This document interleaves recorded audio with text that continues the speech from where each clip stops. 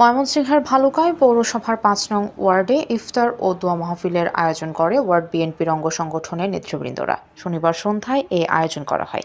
এতে উপস্থিত ছিলেন ভালুকা পৌর বিএনপির আহ্বায়ক হাতেম খান। আরও উপস্থিত ছিলেন ভালুকা পৌর বিএনপির যুগ্ম আহ্বায়ক মোহাম্মদ আবুল কালাম আজাদ ও মোহাম্মদ জহির রায়হান ও আবু তাহের ফকির আমানুল্লাহ তাজম পৌর বিএনপি সদস্য, পৌর সাধারণ সম্পাদক শ্রমিক দলের সাদ্দাম হোসেন। সে সময় আরও উপস্থিত ছিলেন বিএনপির অঙ্গ সংগঠনের নেতৃবৃন্দ।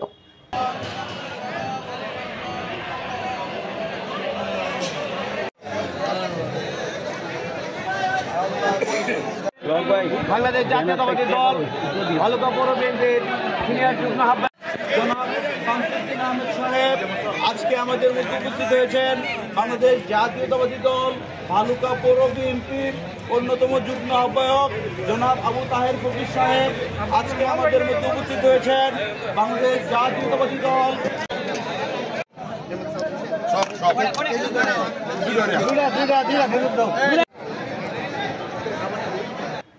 ময়মনসিংহ প্রতিনিধি মোহাম্মদ আনিস মালের পাঠানো তথ্যচিত্রে PIB ৭১ টিভি।